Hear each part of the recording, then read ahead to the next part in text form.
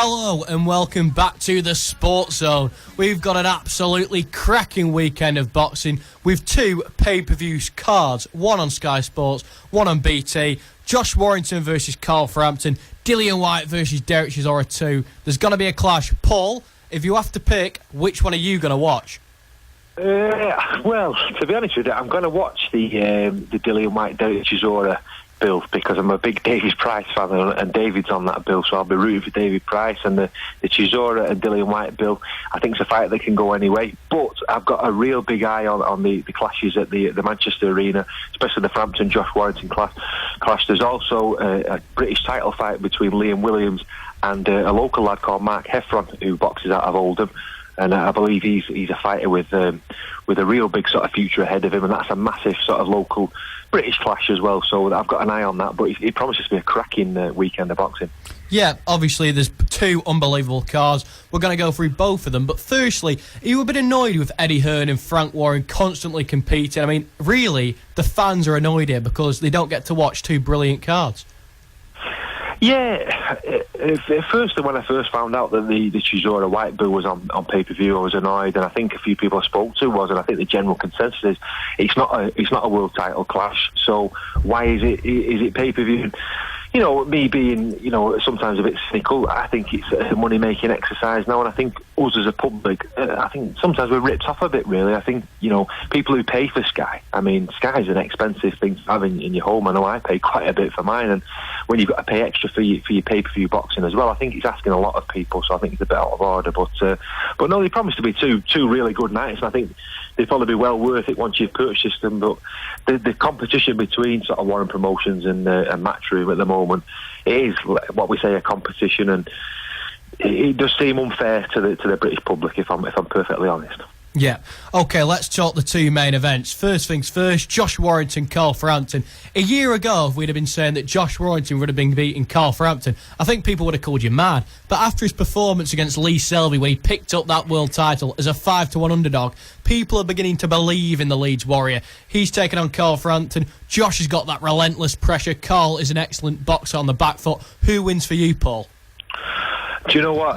I've been speaking to someone about this today, and I really fancy Josh Warrington to come up with the goods. I know Carl Frampton's been an excellent, fantastic champion, a world champion. That great fight they had against Scott Quigg. But the way Josh Warrington dispatched Lee Selby, split decision victory for him. But Lee Selby was the fighter, wasn't he? He was the golden boy of the division, and for him to get that result against him, I think was a big wake-up call for British boxing, really. And he's had some great wins up to now in his career, especially the Patrick Ireland victory, the Kiko Martinez victory, and now Carl Frampton. He's a big step up, Carl. He's a fantastic fighter, but I think Josh Warrington's he's busy, Josh, and I think he'll grind him down. I think it'll go all the way. It'll be a 12-round fight, but I can see Josh just doing enough, being a busier fighter and taking this one on points. Then you've got Dillian Whyte versus Derek Chisora. Back in 2016 on the undercard of Joshua versus Molina, they had the fight of the year. It was an absolute cracker, a back-and-forth war. Dillian Whyte obviously got the verdict, but some people thought Delboy had done enough to get the decision. Of course, there was a lot of heat in the build-up. The two men throwing tables at each other, kicking off at each other, and the gloves are off, having fights behind the scenes. Who do you think wins the fight? And do you think this additional, sort of toxic build-up adds to pay-per-view revenue? Yeah, I think it does. Everybody likes a grudge match, don't they? Especially in boxing. And these two genuinely don't like each other, do they? And it promises. The first fight, as you said there, it was on that fight. I thought it was one of the fights of the night on that December. I think it was 2016. It's a while ago now. But yeah, that was fight of the night for me. And this again promises to have all the hallmarks of a really explosive fight. You've only got to look at the way Dillian Whyte fought against Anthony Joshua, and I thought he really rocked him when they had that fight all those years ago. How long ago it was? It wasn't that long ago. But I think we're going to get fireworks again when these two meet. And don't forget, Dillian Whyte's a very, very good boxer. He had a great win against Joseph Parker. He's beat Lucas Brown, and Derek Chisora he's beat before in the split decision. So I can't split these two, though. I think it's going to be an excellent fight. I think Chisora was unlucky last time. It was one of those fights that could have gone either way. It was what you sort of liked in the fight, but this has got all the hallmarks of being another classic. And as you said, the build up there, the trash talk, and the rivalry. It all adds to the spice of the occasion. It promises to be a great night at the O2. You alluded earlier to Mark Heffron, the local lad. He's taking on Liam Williams, and for those who don't know Liam, he had 2 incredible fights with Liam Beefy Smith at the Manchester Arena. A lot of people think he's got world title credentials potentially down the line. Is Mark Heffron good enough to win a world level contest? I think so, Matt. I've heard some good things about Mark Heffron. I know a few people who spar at the Jimmy spars in Oldham, or he used to spar at Rhinos in Oldham, so I know some people up there, and I know his brother Ronnie Heffron fought Liam Williams, and Liam Williams beat him a number of years ago, so I think he'll be after avenging his brother's defeat there. But Liam Williams, as you said there, had 2 big fights with Liam Smith, and Liam Smith's a class fighter as well, and he's had held a world title, and two top fighters in the British division. It promises to be a great fight, but I think Mark Heffron, I think he'll take this fight. I think he'll win this sort of late on knockout. I think Liam's a top fighter, but I just fancy Mark Heffron to come up with the goods. Now, another heavyweight collision at the O2 in London. You've got 2 of the nicest men in heavyweight boxing, David Price and Tom Little. 2 really good guys, but I know you're a huge fan of David. Are you hoping that the Liverpool lad gets the victory here? I am, yeah. I've got nothing against Tom Little. He's been a good fighter. He's fairly a novice compared to David Price. I think he's only about 15 or 16 fights, and I don't think he's fought anybody of the class of David Price before. He's had some tough knockouts, David, but let's not forget he's had some good wins along the way as well. And he had a couple of defeats against the guy who got banned for the drug. Can't remember his name now, but yeah. So yeah, I do. I've got a lot of time for David Price. A nice guy outside the ring as well, and I'd love nothing more than to see him getting a victory. But he promises to be a really exciting night, because every time you watch David Price, you're at the edge of your seat, aren't you, because of the way he fights. He has the low hand sometimes, and he has that sort of, he can get caught. He got caught quite easily in his last fight, so this promises to be another explosive one. And Tom Little, I think he's pushing 31, 32 now, so if he wants to keep climbing the ladder, he's got to get the victory. So it's a sort of, I won't say it was a last chance saloon fight for Tom, but for David Price it could possibly be that if he's to get another big knockout against him, it could be time for him to hang up the gloves. But how many times have we said that about David? I mean, every time he's got beat the last few fights, people have said, "Oh, is it going to be finished?" But he keeps coming back for more. And I think you've got to hats off to him. His bravery and his will to win and his will to succeed in boxing is something that I completely admire. And I'll be open for a great fight between the 2 lads on Saturday. Well, Jamie Moore, as well as having Carl Frampton in his stable, he's also got Martin Murray. He's in an absolute cracker against Hassan Undam, a former world champion. Martin, of course, I mean, he's had 3 nights, respectively, against Arthur Abraham, Felix Sturm and Sergio Martinez, where he probably should have become a world champion. Obviously, the judges didn't give it him on those nights. Do you think with a win here, Martin can have one last crack at a world title?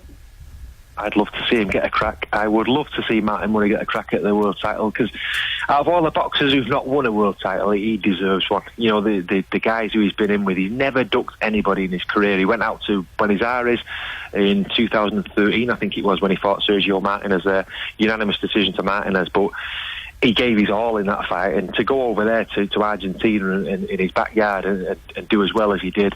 He's fought Gennady Golovkin, and you look how far he went with Golovkin. He took him right the way down there to the championship rounds. I thought he was unlucky against Arthur Abraham, split decision defeat, a unanimous decision defeat to George Grove. So he's fought the best guys in the division, and he was very unlucky in a split decision draw against Felix Sturm. That was about 6 or 7 years ago. So he's been away from home and I wouldn't say he's been robbed, but been on the end of some really, really harsh decisions in his career, fought the best of the best, and I think he definitely deserves another shot at a world title. I'd love to see him get one as well, because he's a nice guy outside the ring. Big St Helens Rugby League supporter as well, Martin Murray, so me being a Rugby League fan, I've got a bit of a soft spot for him. So, another world title clash on the Whyte-Chisora undercard. It's Charlie Edwards. He'll be getting his second crack at a world title strap. He's taken on Christopher Rosales, and for those who don't know him, he won on away soil against Diego Higa to pick up the WBC title. He then defended it by knocking out Paddy Barnes in Belfast by a 3rd round KO. A lovely body shot that night. Can Charlie pick up the world title, or will this be a bridge too far? He's got every chance. He's a young guy, isn't he, on his way up in boxing. He's only had 14 fights, hasn't he? So he's still sort of learning his trade, and this is a big step up for him, no doubt. But he's boxed on big bills before. He's boxed at the O2 before. He's boxed on the big bills. He's boxed at Wembley Arena, so he knows his stuff. And I'm sure he'll be tuned in for his fight with Ross Ellis on Saturday. But there's no doubt it's a big step up for him. But he's a good fighter. He's got a good engine as well. And I've got a feeling he could take it. He's an explosive fighter and he's an exciting one to watch as well. And it'd be great to see him lift that world flyweight title. Yeah, you mentioned bad decisions when we were talking about Martin Murray, and a man who knows all about that is Michael Conlan, the Olympian who was robbed of his Olympic medal at the last Olympics. But he's turned professional now. He's had a great run so far out in America. We get to see him for the first time in England taking on Jason Cunningham. And are you looking forward to seeing this start at the local venue? Certainly am, yeah, certainly am. He's a real prospect, isn't he? I mean, 27 years of age now. He's had a fantastic amateur career, hasn't he? Like you said there, mentioning he was boxed in the Commonwealth Games as well as the Olympics. But really looking forward to seeing him fight now. He's how many fights has he had now? Professionally, is he about 9 or 10 now? So he's stepping up now, isn't he? In to the professional ranks, and as we've mentioned before, it's a big step up. He's totally different to fighting in the amateurs, but I'm really looking forward to seeing him on that bill. And like I said, he's another exciting prospect. But we've got two massive cards, really. I mean, if for a boxing purist, like you said to me before, which one do you tune in to watch? Do you watch the one at the O2, or do you watch the one at the arena? They're both two mouth-watering bills with everything on: world title fights, local grudge matches. It really going to be a great weekend. Yeah, Ricky Hatton's heavyweight Nathan Gorman, he's on the bill.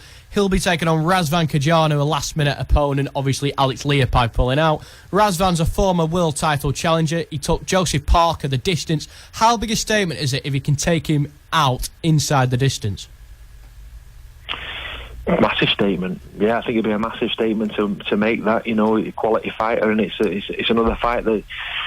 You're looking for that statement at you on the big stage. So yeah, I think it'd be a massive statement there. And one fight I was going to mention to you. Are we going to talk about the Rocky Fielding fight at the weekend as well? I was just about to mention that against Saul Alvarez. How did you guys think that one went?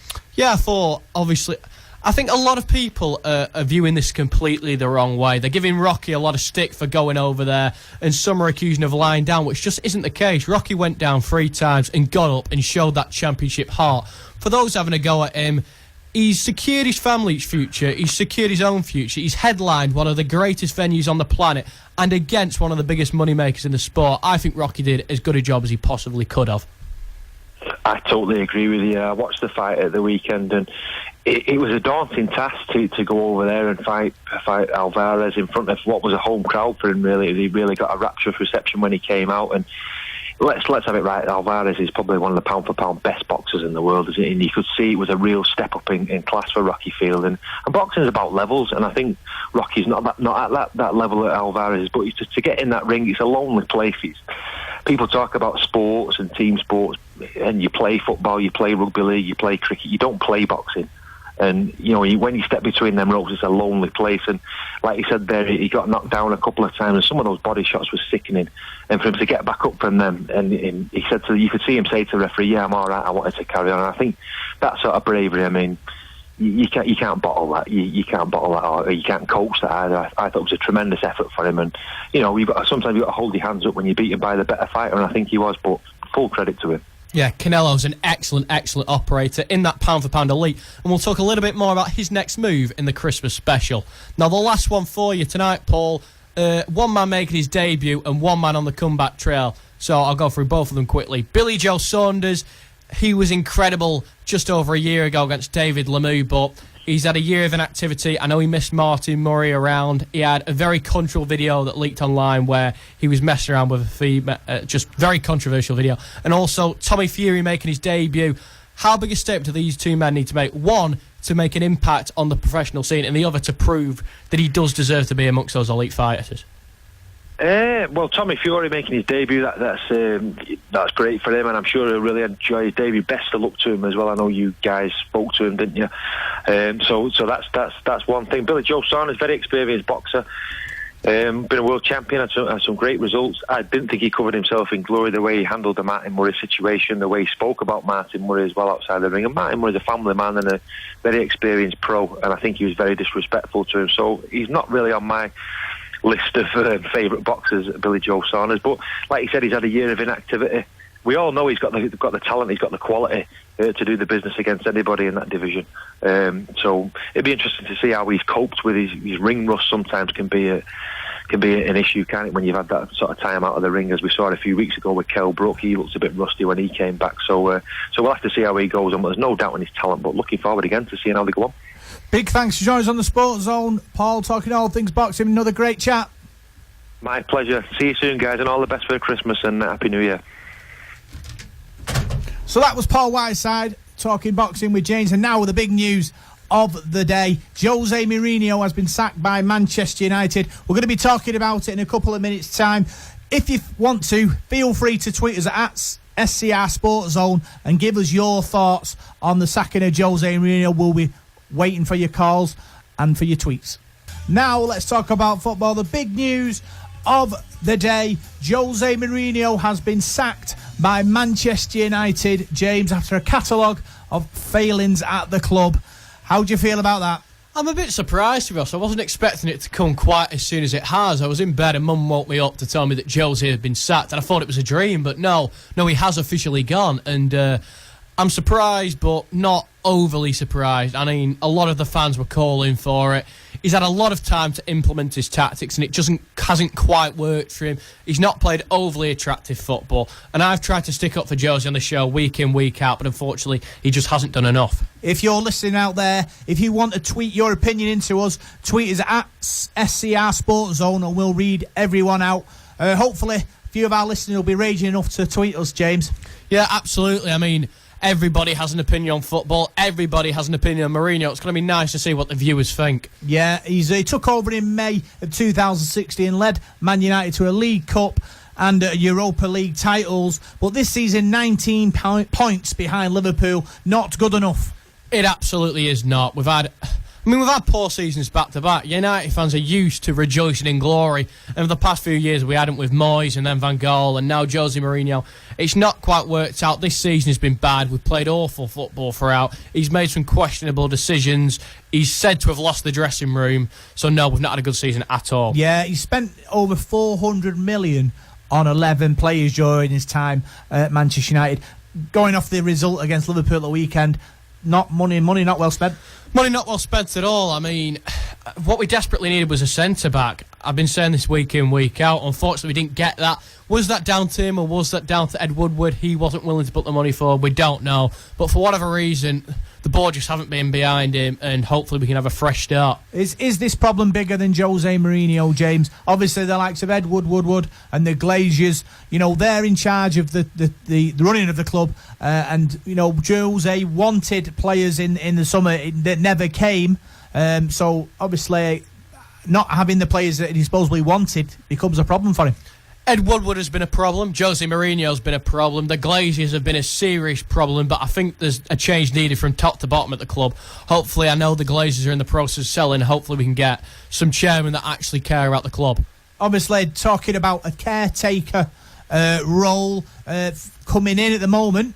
What do you think of that? Do you think that's going to be a good idea? Well, I know I've got Michael Carrick standing in at the moment, and I think he's going to do an excellent job. I mean, he loves the club. He knows it inside out. I think he's going to do a brilliant job until the meantime. And I know that I've just spent the last couple of minutes Googling potential new managers. We've got the bookies odds here. Do you want to run through a few of them, Rob? Yeah, the runners and riders. We've got Laurent Blanc at 6-4, Zinedine Zidane at 5-1, Ole Gunnar Solskjaer, ex-Man United favourite, also at 5-1. Pochettino at 14-1, Michael Carrick at 16-1, Ryan Giggs 16-1, Eddie Howe at 20-1. Oh, interesting. So it's going to be interesting there. Arsene Wenger only at 20-1. That's a pretty good, bet, I think. I'll tell you who I want. I want Ole Gunnar Solskjaer. He's a Manchester United legend, and he did a lot for the under-21s. He knows the club inside out. I want Ole. The thing is, Ole didn't do much at Cardiff, did he? And he's managing Man United now. Can we gamble on Ole Gunnar Solskjaer? I mean, the way the club's gone, I can't see it going any worse. I mean, I know Zinedine Zidane's a good one, and I think he'd be an excellent one. In an ideal world, he probably comes in, but I wouldn't mind Solskjaer. I think he's a legend. Laurent Blanc, he's proven at the top level. A kind of manager that Man United should be appointing for me. Yeah, we want a manager that's proven at the top level, but obviously with Jose Mourinho, he's also proven at the top level, and it hasn't worked out. What flavour do we want at the club? It's an interesting one. It really is. I think there's a lot to be talked about at Manchester United. As I said, everything needs to change. The Glazers need to go. Woodward needs to go. We need a whole new alignment of staff, really, and potentially a whole new squad who want to play for the badge. We've not really had that over the last few seasons, so it's going to be interesting to see how everything plays out. Yeah, obviously, fans are all quite upset about Jose Mourinho's style of play. He did grind out results, though, James, and we won 2 trophies in his tender at Man United. But for me, style of play is important, being a Man United fan. Well, you want to entertain the fans. That's the be-all and end-all. Of course you want wins, but you don't want the fans to be sat bored, like getting a 1-0 win here against Cardiff, a 1-0 win here against Swansea there. You want entertaining games. You want 90 minutes of excitement. And unfortunately, although we've been getting results here and there, it's not been enough to entertain the fans. He's lost the fans, Mourinho, so now he's gone. Hopefully, we can have some entertaining matches and the fans will have something to cheer about. As for his victories, we had a Europa League. Perfect, but really we should be walking that anyway. We're Manchester United, we should be in the Champions League. Ashra League win, brilliant, but once again, I mean, it's not an overly important championship nowadays, and I know that sounds like I've just rushed to that conclusion, but I don't think it gets the passion that it used to. It's like a budget FA Cup, and even the FA Cup doesn't get the attention it used to. Yeah, a lot of fans looking at Pochettino from Tottenham. Do you think he'll leave Spurs? Obviously, Spurs, a team on the way up, playing good football, signed a load of re-signed a lot of important players for them. Do you think he's going to leave Tottenham and come to United? It's a difficult one. Obviously, Manchester United have that pull, don't they? That legendary side, that side that's known all across the world. But Tottenham have been doing excellent under Pochettino. Will he be willing to leave? Probably not. I know Spurs' new stadium, which took 200 million years to make, is finally just about ready. I think he'll probably stay at Tottenham. Yeah, other people in the mix, like we said, Zinedine Zidane, ex-Real Madrid. He's a good player. Won a European Cup with Real Madrid as well. He must be in the mix. I think Zidane's a definite option. I mean, could we take him away from Real Madrid, a club that's meant so much to him? I don't know. It's going to be difficult to see who's keen to step up to the plate, because Manchester United, make no bones about it, this is going to be a challenge for whoever comes in. Yeah, and Diego Simeone, another top-class coach available for Man United. Yeah, Diego Simeone, another great one. Will he go to United? Probably. I think he would. I think you make him an offer, I think he goes. But obviously, being Man United, can you bring a short-term caretaker coach in to the end of the season, then bring a big coach in at the end? Does that work out well, do you think? Maybe. I mean, whoever comes in straight away, I think the players will play for. So I think we're going to have a good spell of a month or two with some good football. Carrick is going to be the stand-in for now. He knows the club inside out. He's been wanting to get into coaching for a very long time. Obviously, the assistant at the moment. I think the players will play for him, and who knows? If he has a really good end to the season, maybe he'll be keen to stay on. Yeah, we got our first. Well, got a few tweets that have come in. Have we? Yeah, interesting. Let's hear from some interaction at SCR Sportszone. If you're listening in, Luke Sweetnam. What does Mourinho leaving mean to Pogba? Well, I'd just like to thank my brother for his tweet. I really appreciate that, Luke. It's good to see that you're listening. No, I don't know. Pogba, obviously, and Mourinho, they did not get on. It's not a big secret that they did not get on at all. I know Pogba posted an Instagram post today digging at the former Manchester United boss. That's a bit controversial for me. I mean, Mourinho's out. I don't think you should dig at him. I think the message has been received by the fans, yeah. Not a huge fan of what Pogba did, but I think now he'll probably play better. Yeah, we've got one from Simon Davidson. He says, good decision, but is the club going backwards? Is this going to could be a repeat of the season they went down in 74?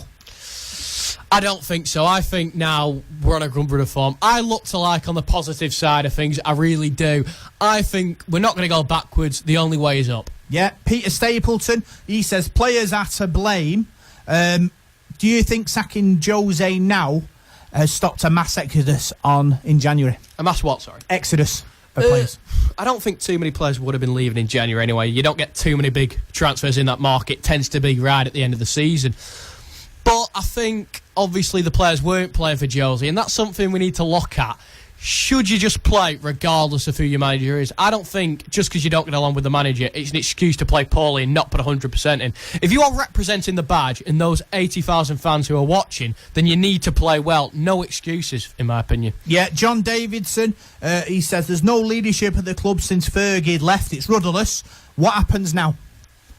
Interesting. Ferguson was such an unbelievable manager. He really was. I mean, everything he's done for the club. It was exceptional. Obviously, we've had a terrible period of time. I saw an interesting stat today. If David Moyes had have kept on his contract, he'd still have 6 months left. Right. So, no, all the managers that we've had have been poor, and they all had so much promise. I mean, David Moyes, years before Fergie came in, he was always the rumoured next manager. He was always being butted up for that role, but it didn't work out for him. Louis van Gaal had some excellent credentials. He didn't do brilliantly. Jose Mourinho, again, I don't know. I just feel like we're gonna hit a good run of form. It's about time. We're Manchester United. We're never gonna be held down for too long. I personally think it's a problem above Jose Mourinho. The likes of Edward Woodward and the Glazers have to be asked questions. They took over as when Man United were a big club making loads of money and playing fantastic, and the kind of slide into mediocrity is there for all to see, James, for me. It is. I think the Glazers need to get the message that they're not popular. I mean, you get the similar sort of situation with the Venkies at Blackburn, how they're hated so much. I mean, every game they get chanted out. Manchester United fans haven't warmed to the Glazers, not one bit. I know they're looking to sell now, so hopefully they can get that over the line as soon as possible, because the fans just don't like them. Rob Dangerfield, he says, is Ed Woodward the next to go? Hopefully. I hope so, because he does not care about the fans. He doesn't. Or else he would have given Jose Mourinho some money to get a centre-back. And finally, we've got Steve White. Need to get Man United to back where they are, the best club in the world. How long do you think that's going to take, James? I don't think it's going to take that long. I don't. I'm really optimistic. I think we're going to get a new manager in, and I think I said the exact same. I mean, when Ferguson left, I expected David Moyes to do a job, and I was also confident in the next two managers after that. But now I think it's time for a whole evaluation of the club. I know there's a lot of pressure on Woodward to leave. The Glazers are looking like they're going to go. Mourinho's gone. Let's just go clean sweep, clean slate, and let's do some brilliant work next season. Glazers go, Jose go. Like one of our callers has said, it's a rudderless ship, this. It doesn't look good for me. You could argue it's a sinking ship, but I think we're going to get the lifeboats out. I think we're going to do well. I'm really looking forward to what's to come in the next year or so. I actually have a lot of faith in Michael Carrick. I really do. I think he's always been a team player. I mean, he's had spells as the captain, and I think that he's going to be the man to take Manchester forward, at least for this season. I think the players are going to respond to him. Yeah, let's talk briefly about the games at weekend. Manchester United were defeated 3-1 away at Liverpool, which ultimately cost Jose his job. But to be fair, luckily Joe's not here tonight to start crowing.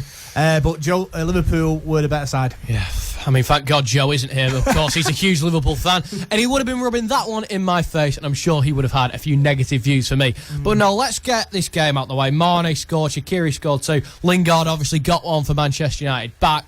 That result wasn't good enough for Jose. He's gone now, but let's look at that result as the past. That's out the way now. All these bad results that we've had, Liverpool, let's look at this as a blessing in disguise. We're going to move forward now, and hopefully next time we play Liverpool, we'll be the ones getting a 3-1 win. Yeah, I think for me, James, there was no attacking, finesse. There was no creativity. Very dour performance. I think Jose went for the draw, and as soon as Liverpool scored that early goal, all the plan went out the window.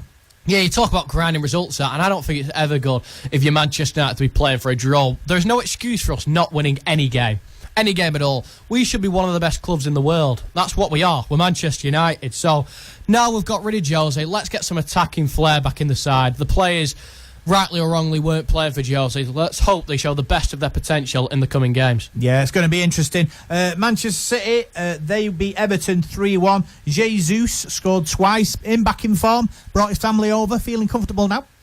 Yeah, Manchester City, a good result against Everton. I mean, I think they're a very underrated side, the Toffees. They're an excellent team, and they can get a result anywhere. They really, really can. They're in and around one of the bigger clubs in the country, and people seem to leave them out probably more than they should have. But Manchester United, a 3-1 win. Obviously, they lost last week against Chelsea, so it's good for them to get back into form. Yeah, Leroy Sané, very good player for Manchester City, pulling all the strings. He's a cracking player, he really is, and I think he's been one of the team's better players this season. Yeah, obviously looking forward to the fixtures. Man City face Leicester tonight, away from home in the EFL Cup. City hoping to get through there. Yeah, City obviously, I think, win this one for me.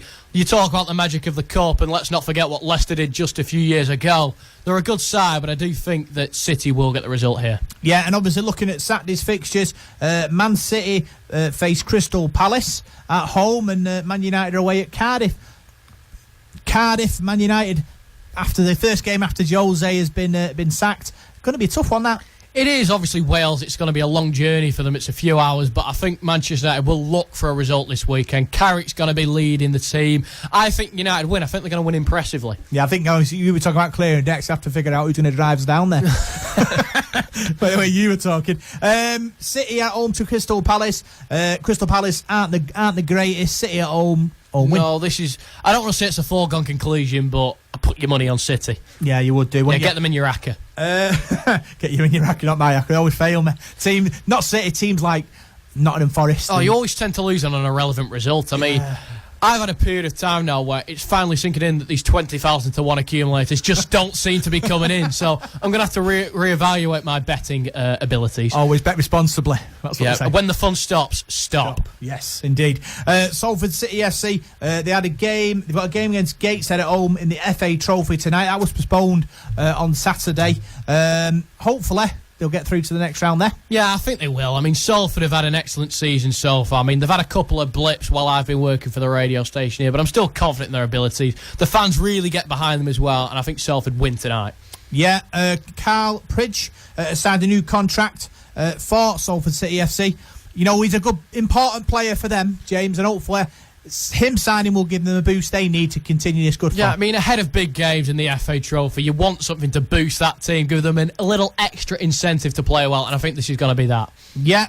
Other news as well. They've got Dagenham and Redbridge on Saturday in the league, James. Hopefully win there, continue their rise. Yeah, Dagenham, a southern side, and I think Salford beat them. They're not too bad a side, Dagenham, actually. They're going to push Salford hard, but I think Salford are going to get the victory. Yeah, this week, Champions League quarterfinals were drawn. Liverpool will face Bayern Munich, Schalke and Man City. United are at home to PSG, and Tottenham play Borussia Dortmund. This is the part of the competition that really excites everyone. The big names facing each other off. So exciting. Yeah, there's no bad teams in the last 16. Let's go through them once again. I mean, so let's kick it off with Liverpool versus Bayern Munich. That's going to be tough for Liverpool. Bayern, one of the greatest teams in the world, and I think they'll be the favourites going into that one. I think the Germans will progress. What's the next one up, Rob? Schalke, Man City. Schalke, Man City. I think City have got... Schalke obviously not a bad side, but in terms of the last 16, it's a relatively simple one. I think City progress there. You think Schalke, though, you know, kind of like a not top team, but kind of like sort of in the second tier at home, might unsettle City. Yeah, I mean, I think they could probably get a draw, but I can't see over a 2-leg period City not picking up a victory. And we spoke a few weeks ago about what Manchester City need for a legacy with Pep Guardiola, and we said it's the Champions League. Pep's won one everywhere, so he needs one here, and I believe that this could well be their year. I think they beat Schalke. Yeah, and then Man United, PSG, obviously with Jose gone, all up in the air. Could be me and you manage him in that game. Yeah, I'm happy to lead the Manchester United side forward. And if it gets me a tip to France, then brilliant. Yeah. I'd love to see the Eiffel Tower. But no, Paris Saint-Germain, it's going to be a tough one. Obviously, a team with a hell of a lot of money. But I think that the passion that we're going to show over the next month or so, I think we're going to beat them. And I know that's a big step because PSG are a good side. One of the best, well, the best side in France, but I think we beat them. I really do. Yeah, obviously with Europe, special nights at Old Trafford, you know, all domestic sort of difficulties, we'll call it, are all forgotten in games like this, and hopefully United can come away with a win. Yeah, European nights are magic. I mean, I can remember watching them back in primary school. I used to love getting home and watching a European fixture. There's something magical about a European night at Old Trafford specifically. I think we do PSG at Old Trafford. I think the fans need something to cheer about, and I think the team's going to give it them. Yeah, and then finally, Tottenham Hotspur, they'll face Borussia Dortmund.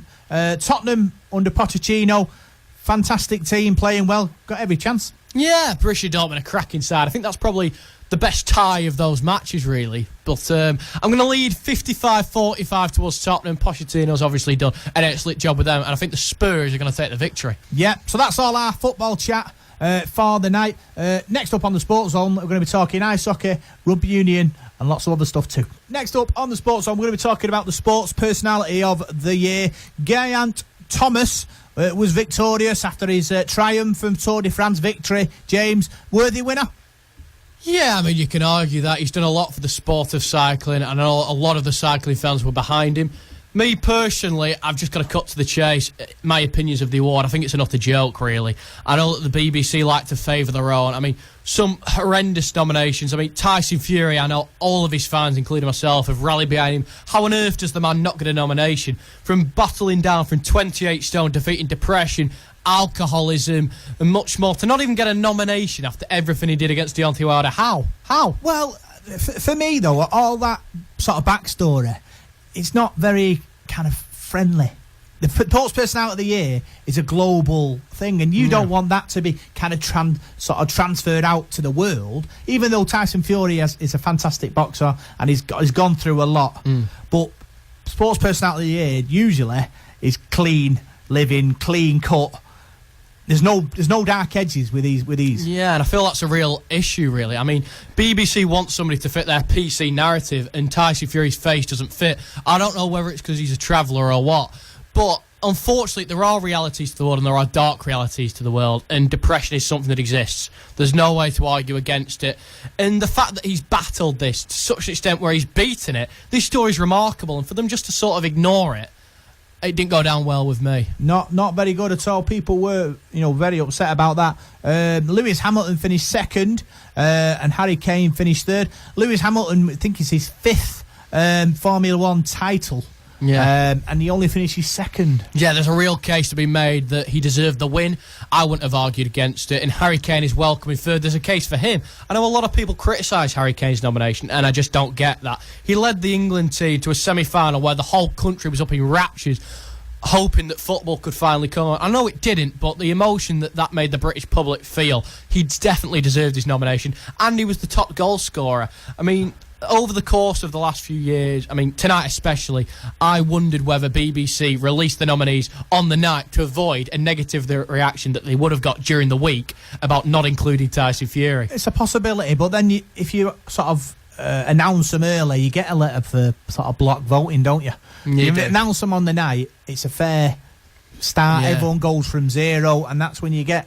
Yeah, I do often wonder about the nominations, though, because they tend it's either a very well-known sport, or you get stuff that they televise. I mean, I know they did the Olympics a few years back, and Nicola Adams got a nomination, and what she did for the country was brilliant. She got a gold medal, but to completely dismiss Carl Frampton that year, who'd become a two-weight world champion, who travelled to America to defeat Leo Santa Cruz when nobody gave him a chance, not to include him, I thought was ridiculous. The year Anthony Crolla got hit over the head by burglars, his career looked like it was over. I mean, he protected his family and friends to then come back and win a world title as an underdog. That was incredible. When Michael Bisping, our first ever UFC champion for this country, a man who'd lost so many times, battled back and finally won a title, to not include him. I mean, Carl Fogarty never really tended to get a mention. Ronnie O'Sullivan's never been nominated. They tend to bat their own, and it does rile me up a bit. Yeah, I can tell. You've got it's like big white eyes in the studio. Yeah, I know. You should be videoing this. Yeah, other nominations, other winners even. Gareth Southgate won Coach of the Year. Team of the Year went to the England netball team, and the greatest sporting moment of 2018. Also went to the netball team. Well, also went to the netball team. What do you think about that, James? I don't entirely agree. I mean, what the netball team did for netball fans, absolutely tremendous. I mean, they won a gold medal at the Commonwealth Games against Australia, who were the World Championship. But for me, I don't think there was people outside tops off swinging them around, drinking hundreds of beers, watching it happen. I think it should have probably gone to the English national football team. That's my opinion. Yeah, it's going to be interesting. Quick before we go, we've got a minute and a half. The Darts World Championships taking place at the moment. Raymond van der Velde is playing, is it Lemanowskis, the Lithuanian. What do you think of that big game? Well, the championship has been brilliant so far. That game, of course, took place last night. Raymond, we talked a few weeks ago, one of the greatest players to ever pick up a set of arrows. He's retiring at the end of next year. We were hoping for a big world championship. Unfortunately, that's not been the case. He's been knocked out in the opening round by the little-known Lithuanian. So where Barney goes from here, I don't know. Let's just wipe this slate clean and hope for a cracking run next year. I'm just going to mention before you mention the next point, because I forgot to include it. Paul Lim, one of my favourite players, the 63-year-old from Singapore. I love the man, and I was also gutted to see him go out in the opener. Yeah, I suppose with darts, you know, anyone can win it, can't they, with 10 seconds, 20 seconds to go. They really go, so I'll just close. MVG, the best in the world, he has to be the favourite for me. He had a beer thrown at him. and the fan was sent packing from the arena. That's brilliant. Peter Wright, another one of the favourites, doesn't quite seem to go over the line in terms of major tournaments. He was knocked out in the opener by Tony Alcinis, the Spaniard. Hopefully he can go on a run next year and just stick to one set of darts. Cheers. Big thanks for joining us on the Sportszone on Salford City Radio. I've been Rob Parkinson. It's been a great show. Don't forget to tune in over Christmas, and there'll be plenty more sport to talk about then.